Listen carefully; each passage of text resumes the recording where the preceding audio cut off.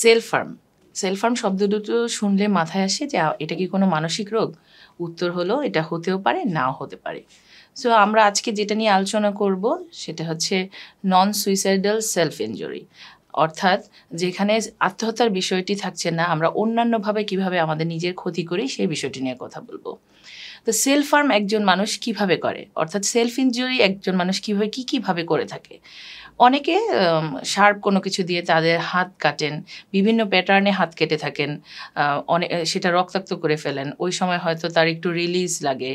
আবার অনেকে কোনো ঘুমের ওষুধ অনেকগুলো খেয়ে ফেলছেন, অনেকে গায়ের মধ্যে স্ক্র্যাচ করছেন, মাথা দেয়ালে ঠুকে ঠুকে তারা কষ্ট পাচ্ছেন, অনেকে এমন অনেক কিছু গিলে ফেলছেন যেটা অ্যাকচুয়ালি গেলার মতো নয়। হতে পারে কয়েন, হতে পারে এমন কোনো বস্তু যেটা সে রেগুলার খেলে তার শরীরে ক্ষতি হয়। এছাড়াও সেলফ হার্ম অনেকে হেয়ার পুলিং করে করছেন, অনেকে শার্প কোনো কিছু দিয়ে নিজের হাতে বারবার স্ক্র্যাচ করছেন। এই ধরনের নানা ধরনের সিমটম আমরা দেখতে পাই। তো এই সেলফ হার্মগুলো আসলে একজন মানুষ কেন করে থাকেন? সেলফ হার্ম করার কারণ হচ্ছে সে ইমোশনালি অনেক বেশি ভালনারেবল থাকেন। তার যে সিচুয়েশনে সে থাকেন সেটা খুবই আনবিয়ারেবল একটা সিচুয়েশন হয়। তখন সে যখন সহ্য করতে না পারেন তখন সে তাকে নিজেকে ফিজিক্যালি পেইন দিতে শুরু করেন, এটা ভিজিবল করার জন্য অনেক সময়। কারণ সে মনে করে যে তার যে কষ্ট দুঃখ এটা অন্য কেউ বুঝতে পারছে না, সে হেল্পলেস, সে অ্যালোন, সে কারো কাছে হেল্প চাইলে তারা কেন হেল্প চাচ্ছে এটা বুঝতে পারছে না এবং কেউ তাকে বোঝে না, এবং তার আত্মবিশ্বাসে অনেক কম এবং ঘাটতি দেখা যায়। সো সেলফ হার্ম এই জায়গাটা আমরা যদি আরেকটু ইলাবোরেট করি, যে একজন মানুষ যখন সেলফ হার্মের দিকে ঝুঁকে যায় তখন কিন্তু সে একটা ইমিডিয়েট পেইনের মাধ্যমে তার কষ্টগুলো রিলিজ করেন। এটা নার্ভাস সিস্টেমের ক্ষেত্রে যেটা হয়, যে যখন মানুষ ফিজিক্যালি ইমিডিয়েট পেইন অথবা কোনো শকিং স্টিমুলি দিয়ে, অর্থাৎ আমি যদি সহজ ভাষায় বলি, হঠাৎ করে আকস্মিক কোনো ঘটনার সম্মুখীন হয় বা পেইন পায়, তখন তার নার্ভাস সিস্টেমটা রিসেট হয়। রিসেট হওয়ার কারণে ইমিডিয়েট তার নেগেটিভ ইমোশনগুলো কমে যায় বা চলে যায়, অথবা তার পজিটিভ ইমোশন দিয়ে এটা রিপ্লেস হয়। এই জন্য যখন একটা ব্যক্তি বা একজন ব্যক্তি সেলফ হার্ম করতে থাকেন তখন সে একটা পর্যায়ে গিয়ে তার একটা হ্যাবিটে পরিণত হয় এবং সে এগুলো থামাতে পারেন না। কারণ তার যে invisible pain, emotional pain, unbearable pain, সেটা উনি কাউকে বোঝাতে পারে না, দেখাতে পারে না, এবং ফিজিক্যালি সেটা রিপ্রেজেন্ট করতে চায় উনি নিজের কাছে। অনেক সময় এটা নিজেকে একটা সেন্স অফ কন্ট্রোল দেয় যে আমি আমার জিনিসগুলো সমাধান করতে পারছি বা আমি আমাকে ম্যানেজ করতে পারছি। এখন এই বিষয়টি কি সবার সামনে করেন? না, বেশিরভাগ মানুষই এটা অত্যন্ত গোপনে করেন। সো এই গোপনে করার সময় উনি যেটা করে থাকেন যে ওনার কাছাকাছি বা উনি যেখানে যাচ্ছেন সেখানে ওনার শার্প অবজেক্টগুলোর সাথে থাকছেন, কারণ যে কোনো মুহূর্তে ওনার আনবিয়ারেবল পেইনগুলো যাতে উনি ম্যানেজ করতে পারেন।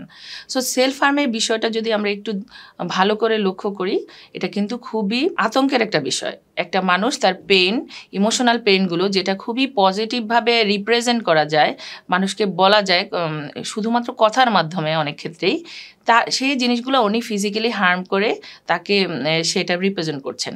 সো এখানে ডেঞ্জার সাইনগুলো আসলে কি কি হতে পারে, আমরা কখন একটা মানুষকে খেয়াল করব এবং ওই জায়গাগুলো কিভাবে আমরা রিমুভ করব। সো ডেঞ্জার সাইনগুলো হলো, একজন ব্যক্তি যদি রেগুলার তার সেলফ হার্মের অভ্যাস থাকে, রেগুলার দেখা যায় সে সেলফ হার্ম করছে।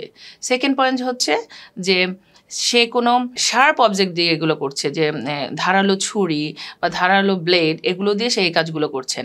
এবং আরেকটি পয়েন্ট হচ্ছে যে সে যদি মেন্টালি কোনো ডিসঅর্ডারের সাথে ভালনারেবল হন বা তার কোনো মেন্টাল ডিসঅর্ডার থাকে।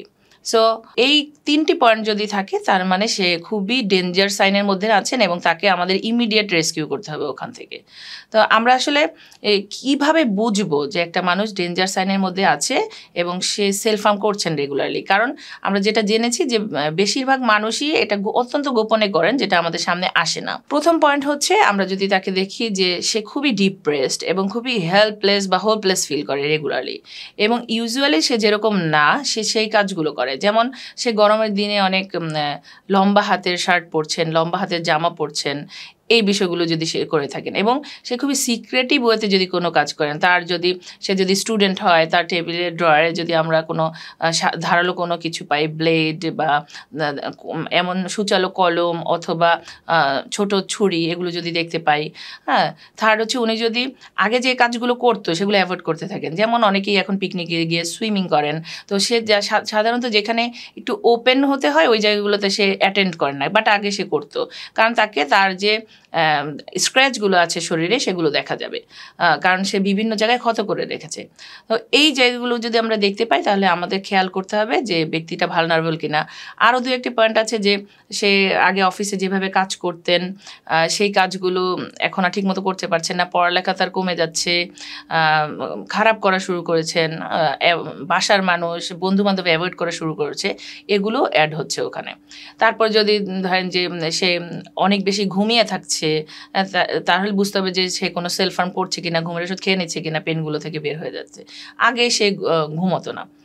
তো এইখানে যদি আমরা সিমটমগুলো আরেকটু ক্লিয়ার করি না, এখানে কি হতে পারে যে তার শরীরে স্ক্র্যাচ দেখা দিতে পারে, তাকে রেগুলারলি সে কোনো অ্যাক্সিডেন্টের সম্মুখীন হচ্ছে এরকম কোনো বিষয় সে আপনার সামনে আনতে পারে, বারবার এই অজুহাতটা দিতে পারে যে আমি অ্যাক্সিডেন্টের শিকার হয়েছি।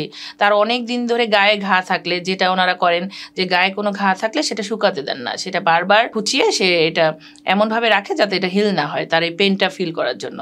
তো এই ধরনের পরিস্থিতি যদি কেউ থাকেন তাহলে আমাদের বুঝতে হবে যে সে রেগুলারলি সেলফ হার্ম করছেন।